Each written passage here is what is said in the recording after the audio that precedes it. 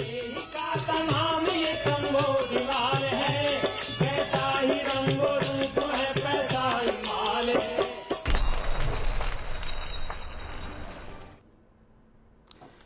नमस्कार, मैं हूं शुभम शंकरधर। आप देख रहे हैं मनी 9। स्वागत है आपका prime time show money central में। मेरे साथ स्टूडियो में खबरों के विश्लेषण के लिए मनी 9 के एडिटर अंशुमान तिवारी जी आ गए। सर, बहुत स्वागत है आपका।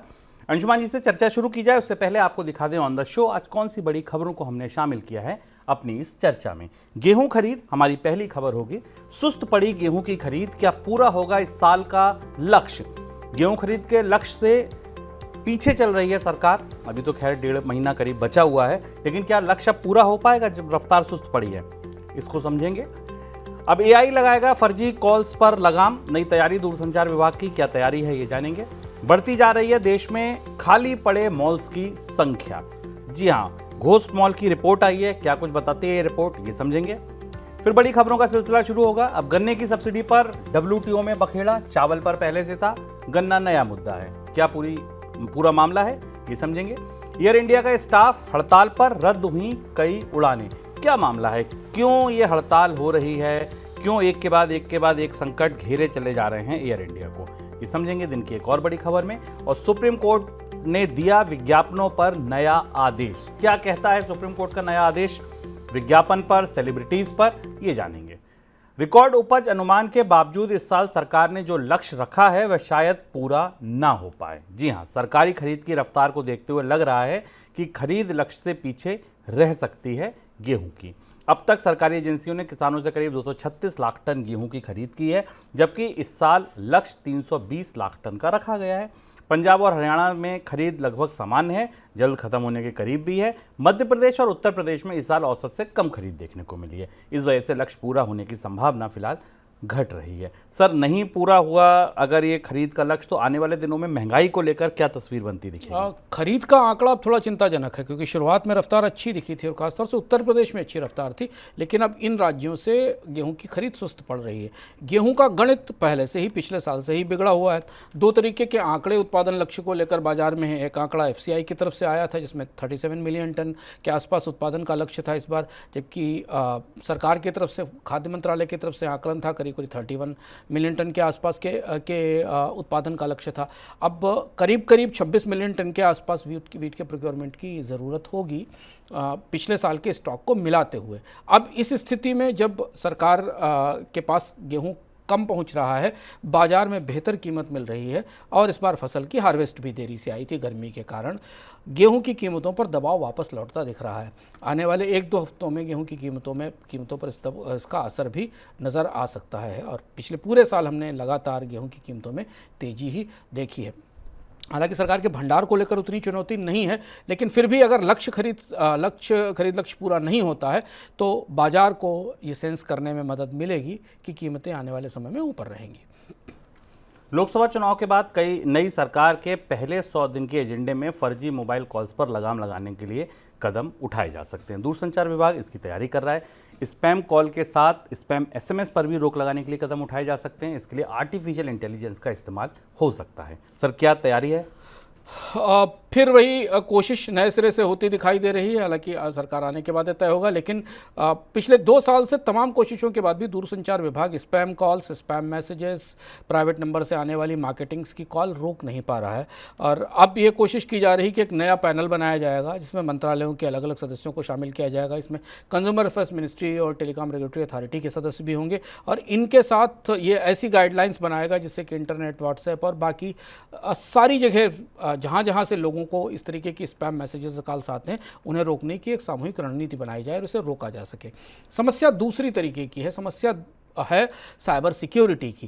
ज़्यादा बड़ी समस्या लोग महसूस कर रहे हैं कि उनके आंकड़े, उनकी सूचनाएं लोगों के पास पहुंच रही हैं और ये मार्केटियर के पास तक इनकी अबाध आपूर्ति है और इसलिए वहां से कॉल्स आती हैं जिसे कोई भी व्यवस्था से रोका नहीं जा पा रहा व्यवहारिक रूप से। हमारे आपके कामकाज के ट्रांजैक्शंस के आंकड़े या हमारी सूचनाएं किसी न किसी तरह से बिककर किसी डीलर, डिस्ट्रीब्यूटर के पास पहुंचती हैं और फिर वहां से कॉल्स आना शुरू होती हैं और इसमें अब जितनी सख्ती पिछले 1 साल के भीतर दूरसंचार विभाग ने कॉल्स को रोकने के लिए की है, उसका उल्टा पूरा असर हुआ है। पहले तो कुछ कॉल्स 1800 के नंबर 1800 के नंबर से आती थी, अब तो ज़्यादातर मार्केटिंग कॉल्स पर्सनल नंबर से आ रही हैं, किसी निजी व्यक्ति के नंबर से आ रही हैं, जिसे संभाल पाना, जिसे समझ पाना उपभोक्ताओं के लिए बेहद मुश्किल हो रहा है, क्योंकि आप जान ही नहीं सकते कि आपको कौन कॉल कर रहा है। केंद्र सरकार रिजर्व बैंक के उस प्रस्ताव का आकलन कर रही है जिसके तहत रिजर्व बैंक ने बैंकों को इंफ्रा फंडिंग से पहले के मुकाबले ज़्यादा प्रोविजनिंग करने की बात कही है। रिजर्व बैंक के इस प्रस्ताव की वजह से पूरे बैंकिंग सेक्टर में दबाव बना हुआ है। शेयर बाजार में बैंकिंग शेयरों की पिटाई हो रही है। बैंक और एनबीएफसी कंपनियां चाहती हैं कि रिजर्व बैंक के इस प्रस्ताव पर सरकार दखल दे। यही वजह है कि सरकार इसका आकलन कर रही है। सर, बैंक परेशान क्यों है इससे? अब बैंकों के लिए प्रोविजनिंग के नए नए नाम आते जा रहे हैं। इससे पहले आरबीआई ने बैंकों से अनसिक्योर्ड लोन के लिए क्रेडिट कार्ड फाइनेंसिंग के लिए भी नए प्रोविजनिंग नाम रखे थे। बैंकों के पास कैपिटल की पूंजी की वैसे भी कमी है और उन्हें अब और ज़्यादा चुनौती होगी इस तरीके के प्रोजेक्ट को फिनांस करने के लिए, ज़्यादा पूंजी देने के लिए। दूसरी महत्वपूर्ण बात है कि कॉर्पोरेट क्रेडिट का बाजार सिकुड़ रहा है, कंपनियां कम कर्ज ले रही हैं। ऐसी स्थिति में प्रोजेक्ट फिनांसिंग ही बैंकों का सबसे बड़ा बिजनेस है, जिसे वो कर्ज देंगे तभी उनके क्रेडिट के बिजनेस की ग्रोथ दिखाई देगी। जो इसके अलावा रिटेल फिनांस है, उस पर तमाम सख्ती है। आरबीआई ने रोक दिया है, रिटेल फिनांस को सीमित कर दिया है, क्योंकि अनसिक्योर्ड लोन वहाँ रोके जा रहे हैं। तो अब इस एक सेक्टर में जहाँ से प्रोजेक्ट फिनांस आता था, वहाँ भी ज़्यादा प्रोविजनिंग करने की बात कही जा रही है। इसका मतलब है कि आरबीआई ये देख रहा है कि यहाँ डिफ़ॉल्ट होने के खतरे दिख रहे हैं। दूसरी बात, ये मामला सरकार के पास, वित्त मंत्रालय के पास भी पहुँच गया है, क्योंकि ऐसा माना जा रहा है कि इस प्रोजेक्ट फिनांस से डिस्करेज करने का या इससे हतोत्साहित करने का प्रोविजनिंग के नए नियमों का असर सबसे ज़्यादा पब्लिक प्राइवेट पार्टनरशिप वाले प्रोजेक्ट्स पर पड़ेगा, क्योंकि सरकार निजी कंपनियों के साथ सड़क, पुल, पुलिया और तमाम तरीके की परियोजनाओं पर काम करती है, जहां बैंक प्रोजेक्ट की फिनांसिंग करते हैं। ऐसी स्थिति में उन्हें और ज़्यादा कर्ज महंगा करना पड़ेगा और कर्ज ठहर कर, रुक कर और थोड़ी ज़्यादा सतर्कता के साथ देना होगा। इसलिए मामला थोड़ा उलझ गया है। बैंकों के सेंटीमेंट पर इसका असर इसीलिए दिख रहा है, क्योंकि बैंकों के क्रेडिट प्रोफाइल का एक बड़ा हिस्सा है जिसकी लागत अब बढ़ने वाली है। पिछले 1 साल में यूपीआई मार्केट में पेटीएम की ट्रांजैक्शन वैल्यू के आधार पर बाजार में हिस्सेदारी करीब 5% घट गई है। अप्रैल में पेटीएम की यूपीआई बाजार हिस्सेदारी घटकर 8.4% रह गई, जो 1 साल पहले 13% से ज़्यादा थी। पेटीएम के संकट में फंसने के बाद फ़ोनपे की बाजार हिस्सेदारी बढ़कर 49% पहुंच गई है।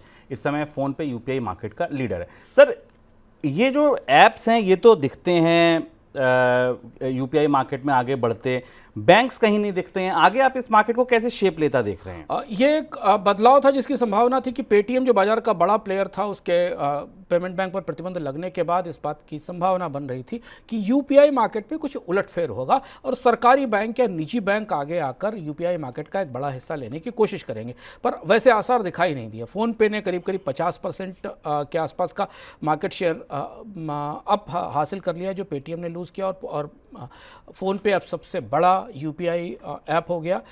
बैंकों को जिन्हें इस बाज़ार में आकर खड़े होना चाहिए था, जिनके पास हर तरीके की सुविधाएं हैं, वो फिर एक बार इस बाज़ार में पिछड़ रहे हैं। दूसरी चीज़ है कि इस बाज़ार में उपभोक्ताओं के लिहाज से भी एक चुनौती बनती दिख रही है कि प्रतिस्पर्धा ख़त्म हो रही है। एक ही कंपनी के पास अब 50% के आसपास बाजार है यूपीआई के ट्रांजैक्शंस का, जहां रेगुलेटर्स को, एनपीसीआई को, आरबीआई को ये सोचना पड़ेगा कि इसमें और भी प्लेयर और भी ऑपरेटर्स होने चाहिए, ताकि ये एक तरह से मोनोपोली या डुओपोली का बाजार ना हो जाए। देश के 8 प्रमुख शहरों में खाली पड़े शॉपिंग मॉल्स की संख्या बढ़कर 64 हो गई है। पिछले साल तक ऐसे घोस्ट मॉल की संख्या 57 थी। घोस्ट मॉल उन्हें कहा जाता है जिनका 40% हिस्सा खाली होता है। कुल खाली पड़े मॉल्स में सबसे ज़्यादा हिस्सेदारी दिल्ली एनसीआर की है। सर, इसे कैसे समझा जाए और कैसे ये असर डालेगा बाजार पर? ये और आपको भारत में उपभोक्ता बाजार को समझने की सूत्र देने वाली सूचना है। भारतीय बाजार में उपभोक्ता खर्च नहीं कर रहे हैं, खपत कम हो रही है, इसके संकेत कई और जगह से आते हैं और वहीं से भी उन संकेतों को पुष्ट करती हुई ये खबर है। खास सूचना ये है कि बड़े शहरों के और मझोले शहरों में भी जो नया मॉल कल्चर आने की शुरुआत हुई थी आज से 3-4 साल पहले, 5 साल पहले, कोविड से पहले, हर जगह छोटे छोटे शॉपिंग कॉम्प्लेक्स, और शॉपिंग मॉल तो नहीं कहें, शॉपिंग कॉम्प्लेक्स बनाए गए थे जिसमें कि लोकल एरिया शॉपिंग की फैसिलिटी दी जाती थी। दिल्ली और मुंबई जैसे जो बड़े शहर हैं, दिल्ली, मुंबई, पुणे, बैंगलोर जैसे, जहां एक एक सबअर्बन एरिया एक शहर के बराबर है या एक एक कॉलोनी एक छोटे से कस्बे के बराबर है, वहां पर इनमें बड़े निवेश हुए थे। बैंकों ने खासा पैसा फिनांस किया था, बिल्डर्स ने कॉमर्शियल प्रॉपर्टी में बड़े निवेश किए थे और ऐसा माना जा रहा था कि भविष्य की जो कंज्यूमर का बूम है, कंजम्पशन का बूम है, वो इन मॉल्स के जरिए ड्राइव होगा, इन शॉपिंग सेंटर्स के जरिए ड्राइव होगा। कोविड के बाद दो चीज़ें हुई और दोनों वजहों से हमें दिख रहा है कि ये कंस्ट्रक्शन या ये मॉल्स खाली पड़ी हैं। दिल्ली के किसी भी हिस्से में जाएं, एनसीआर के किसी हिस्से में जाएं, मुंबई के किसी हिस्से में जाएं, तो आपको दिखाई देगा कि शॉपिंग स्पेस 60% 70% दुकानें नहीं हैं, कि हैं कुछ सीमित स्पेस चल रहे और ज़्यादातर जगह फूड और रेस्टोरेंट्स ही काम कर रहे हैं। बदलाव ये हुआ कि एक तो लोगों की खपत कमज़ोर हुई, लोगों ने शॉपिंग कम की क्योंकि महंगाई ज़्यादा थी और आय में कमी हुई, जिसका असर डिमांड पर पड़ा। दूसरी चीज़ ये कि कोविड के बाद जो ऑनलाइन सेल्स बढ़ी, जिसके कारण लोगों ने जो शॉपिंग वो बाज़ार जाकर करते थे उसके लिए मैक्सिमम परचेज ऑनलाइन करना शुरू कर दिया, ग्रॉसरी से लेकर, उसका भी एक बड़ा असर इस ऑफलाइन सेल्स पर पड़ा है। अब यहाँ से ये आंकड़ा हमें बता रहा है कि अगले 2-3 महीने 4 महीने के अंदर हमें यहाँ से बैंकों के क्रेडिट डिफ़ॉल्ट की और रियल एस्टेट से रिलेटेड क्रेडिट की चुनौतियां सामने मिलती दिखाई देंगी।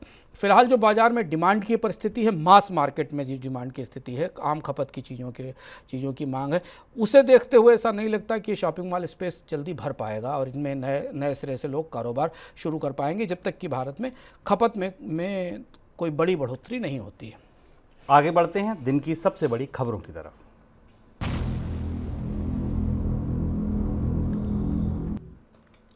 अमेरिका और ऑस्ट्रेलिया ने WTO में भारत की तरफ से गन्ना किसानों को दी जाने वाली सब्सिडी पर सवाल उठाए हैं। उन्होंने भारत के ऊपर गन्ना किसानों को WTO नियमों के तहत दी गई सीमा से ज़्यादा सब्सिडी देने का आरोप लगाया है। अमेरिका और ऑस्ट्रेलिया का अनुमान है कि 2018-19 से 21-22 की अवधि में भारत ने 91 से 100% के बीच सब्सिडी दी है, जो कि निर्धारित सीमा से ज़्यादा है। सर, क्या है पूरा विवाद? देखिए, एक और महत्वपूर्ण भारतीय कृषि नीति WTO के निशाने पर आ गई और उस पर विवाद शुरू हो गया। ये गन्ने को दिया जाने वाला समर्थन मूल्य है। केंद्र सरकार समर्थन मूल्य की सिफारिश करती है, राज्य सरकारें वो समर्थन मूल्य तय करती हैं।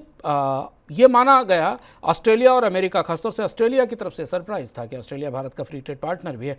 इन्होंने WTO में ये आरोप लगाया या ये तथ्य प्रस्तुत किए कि 2018-19 और 2021-22 के दौरान भारत की सरकार ने गन्ना किसानों को निर्धारित नियम से ज़्यादा सब्सिडी दी। और कितनी ज़्यादा सब्सिडी दी? 10% तक की सब्सिडी देने का WTO में नियम है। इनका आरोप था कि 90 से 100% तक ज़्यादा सब्सिडी उपलब्ध कराई गई।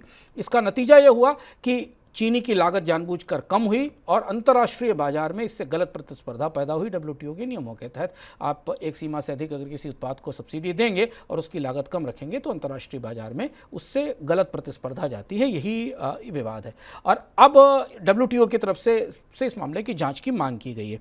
ये डिस्प्यूट अब दूसरी डायरेक्शन, ये दूसरा बड़ा डिस्प्यूट है एग्रीकल्चर को लेकर जो WTO में खुला है।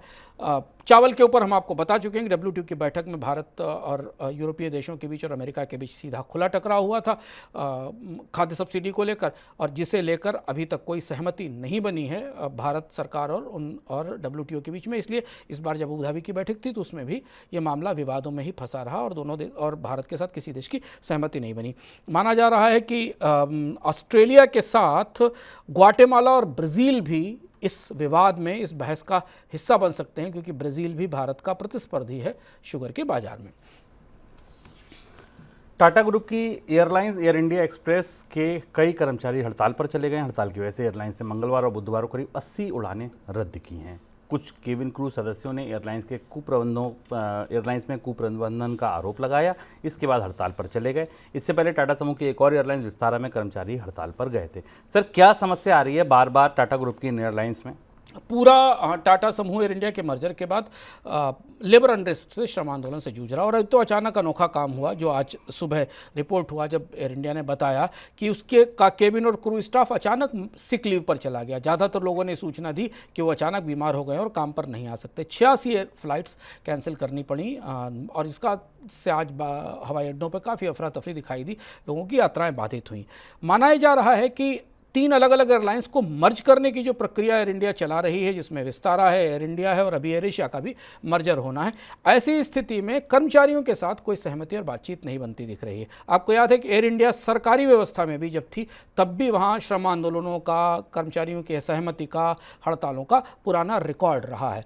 इतनी बड़ी एयरलाइंस बनने के साथ एयर इंडिया का प्रबंधन अभी अपने पायलट्स को, अपने कर्मचारियों को सही ढंग से सहमत करके वास्तविकता पर नहीं ला पा रहा है। चुनौती ये भी है कि चूंकि मर्जर के कारण लॉसेज हैं, मार्केट में अभी मार्केट शेयर गेन करना है, तो शायद एयर इंडिया का प्रबंधन तनख्वाहें बढ़ाने की, सुविधाएं देने की जो मांगे हैं उन्हें पूरा करने में भी अभी अपने आप को मुश्किल महसूस कर रहा है। विस्तारा की समस्या सुलझते सुलझते अब जाकर थोड़ी सुलझी है, फ्लाइट्स के नॉर्मल होने की संभावना बनती दिखाई दी है। इस बीच एयर इंडिया में दोबारा फिर हड़ताल और विरोध शुरू हो गया है। विज्ञापन मामले को लेकर सुप्रीम कोर्ट ने सख्ती दिखाई है। सुप्रीम कोर्ट ने कहा है कि सेलिब्रिटी और सोशल मीडिया इन्फ्लुएंसर किसी भ्रामक प्रोडक्ट या सर्विस के विज्ञापन में काम करते हैं तो वो प्रोडक्ट की खराब क्वालिटी की जवाबदेही से बच नहीं सकते। विज्ञापन देने वाले और एजेंसियां या ब्रांड एम्बेसडर जो एंडोर्स करते हैं झूठे और भ्रामक विज्ञापनों के लिए समान रूप से जिम्मेदार हैं। सर, क्या कहा कोर्ट ने अपने आदेश में? ये खासा महत्वपूर्ण फैसला है और जिसका असर हमें विज्ञापन जगत पर, सेलिब्रिटी इंडोर्समेंट पर और बहुत सारी चीज़ों पर दिखाई देगा। ऐसा भारत में पहली बार हो रहा है जब सुप्रीम कोर्ट ने इन्फ्लुएंसर और एडवर्टाइजर से ये कहा है कि अगर कोई गलत प्रोडक्ट उनके नाम से बेचा जाता है और उस पर कोई मुकदमा होता है, उससे कोई नुकसान होता है, तो उसकी जिम्मेदारी उन पर भी होगी। आमतौर सेलिब्रिटी इंडोर्स करने वाले ब्रांड एम्बेसडर इन झगड़ों से दूर रहते थे। किसी भी प्रोडक्ट का विज्ञापन दिखता था जो जिसका उनको पैसा मिलता था, उसको इंडोर्स करते थे, उसको एडवर्टाइज करते थे। दूसरी बात सुप्रीम कोर्ट ने अपने ऑर्डर में कही है कि जो डिसेप्टिव एडवर्टाइजिंग है उससे सेलिब्रिटीज़ और इन्फ्लुएंसर्स को बचना होगा, यानी धोखा देने वाली एडवर्टाइजिंग। जैसे कि आपको बहुत सारे सेलिब्रिटी इन्फ्लुएंसर तमाम तरीके की गेमिंग ऐप्स को या क्रिप्टो को प्रमोट करते हुए पहले दिखते थे। पर तीसरा और जो ऑर्डर है इसमें है, उसका तीसरा हिस्सा सबसे महत्वपूर्ण है कि इस हिस्से में सुप्रीम कोर्ट ने यह भी कहा है कि इन्हें एक डिक्लेरेशन देना पड़ेगा। सेलिब्रिटी और इन्फ्लुएंसर को एक एफिडेविट में डिक्लेरेशन देना पड़ेगा, जिस डिक्लेरेशन में ये लिखा जाएगा या बताया जाएगा कि वो इस प्रोडक्ट के बारे में जानते हैं और इसमें किसी भी समस्या आने पर उसकी लायबिलिटी लेने के लिए सहमत होंगे। अब इसके लिए एक पोर्टल बनाने की बात कही गई है, जिस पोर्टल पर एडवर्टाइजर्स अपने सेल्फ डिक्लेरेशन सबमिट करेंगे प्रिंट मीडिया और डिजिटल मीडिया के लिए। वो एडवर्टाइजर्स और की तरफ से आने वाले डिक्लेरेशंस के बाद ही उन्हें पब्लिश किया जाएगा। यहाँ से एक बिल्कुल नई प्रक्रिया भारत में शुरू होती है। ये मामला पतंजलि के साथ शुरू हुआ था, पतंजलि के विज्ञापनों को लेकर, जिसमें बाबा रामदेव और उनकी कंपनी को सुप्रीम कोर्ट ने फटकार लगाई थी और माफ़ी मांगने के लिए कहा था। ये मामला बढ़कर यहाँ तक पहुँच गया है कि उत्पादों के लिए अब एडवर्टाइजिंग एजेंसियों को और प्रिंट और डिजिटल मीडिया को उन डिक्लेरेशंस को पहले हासिल करना पड़ेगा शर्त के तौर पर, तब वो उसे चला पाएंगे। कैसे बाजार इस पर रिएक्ट करेगा, एडवर्टाइजिंग एजेंसीज कैसे रिएक्ट करेंगी, ये देखना होगा। कैसे ये लागू होगा, क्योंकि इसकी सुनवाई के दौरान इस बात का भी संदेह जाहिर किया गया, जज की तरफ से भी कहा गया कि हम इसमें कोई रेड टेप नहीं पैदा करना चाहते हैं, कई नौकरशाही को नहीं लेना चाहते हैं और ना ही हम एडवर्टाइजर्स के लिए इस मामले को बहुत कठिन बनाना चाहते हैं। लेकिन रिस्पॉन्सिबिलिटी, जिम्मेदारी जरूर ली जाए एडवर्टाइजर्स की तरफ से अगर कोई गलत प्रोडक्ट को इंडोर्स किया जा रहा है। कच्चे तेल की कीमतों में नरमी की वजह से ओपेक संगठन की तरफ से उत्पादन कटौती जारी रहने की आशंका बढ़ गई है। 1 जून को सऊदी अरब और ओपेक के सहयोगी देशों की होने वाली बैठक में अगले 3 महीने के लिए कच्चे तेल के उत्पादन में कटौती को बढ़ाया जा सकता है। सर, क्या होने वाला है कुछ मीटिंग से? ऐसा लग रहा है कि तमाम कोशिशों के बाद भी कच्चे तेल की कीमतों में कोई बड़ी बढ़ोतरी नहीं हुई। बीच में ही केवल एक बार 90 के आसपास गया। अभी भी कच्चा तेल क्रूड ऑयल की कीमत $82 $83 के आसपास है। हालांकि इसराइल के साथ इसराइल और हमास युद्ध में खासतौर पर इसराइल और फिलिस्तीन के विवाद में ताज़े हमलों की खबरें हैं, जिसके बाद बाजार में थोड़ी सक्रियता दिखाई दी थी। अब 1 जून की बैठक पर सबकी निगाहें हैं। ये तो लगभग तय है कि कच्चे तेल के उत्पादन में कटौती को वापस लेने नहीं जा रहा है ओपेक, इसे और लंबे समय तक बढ़ाने की बात है। चर्चा इस बात की है कि अब ये भी हो सकता है कि अगर कच्चे तेल की कीमतों में और गिरावट का दबाव बनता दिखाई दिया या डिमांड में कमजोरी दिखाई दी, तो शायद कटौती को और गहरा किया जा सकता है। यानी जितना उत्पादन कम किया गया उससे और ज़्यादा कटौती की संभावना भी बनती दिखाई दे रही है। अगर ऐसा होता है तो फिर बाजार में कच्चे तेल की कीमतों के फिर $90 तक पहुँचने की संभावना है। आगे बढ़ते हैं झटपट खबरों की तरफ।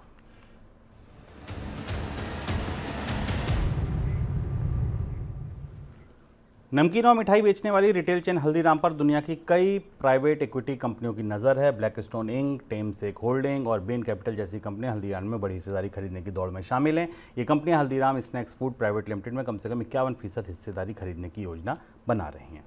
बजाज हाउसिंग फाइनेंस और बजाज फाइनेंस ने एक ही दिन में बॉन्ड के जरिए 12,000 करोड़ रुपए जुटाए हैं। बजाज हाउसिंग फाइनेंस ने 8.10% ब्याज दर पर 3 साल के बॉन्ड के जरिए 3,000 करोड़ रुपए और 8.05% ब्याज दर पर 5 साल के बॉन्ड के माध्यम से 1,500 करोड़ रुपए जुटाए हैं।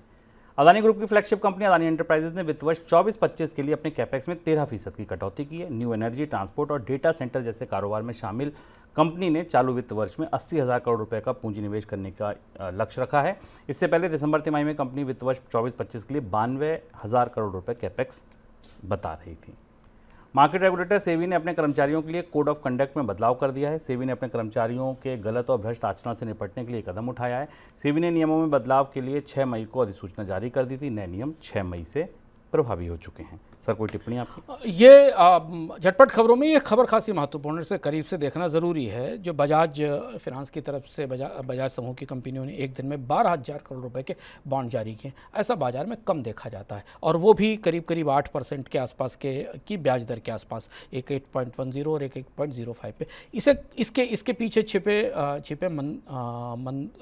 जो योजनाएं उसे समझना ज़रूरी है। बाजार में अब NBFC कंपनियों को अपने कैपिटल बेस मजबूत करने की ज़रूरत दिखाई देने लगी है।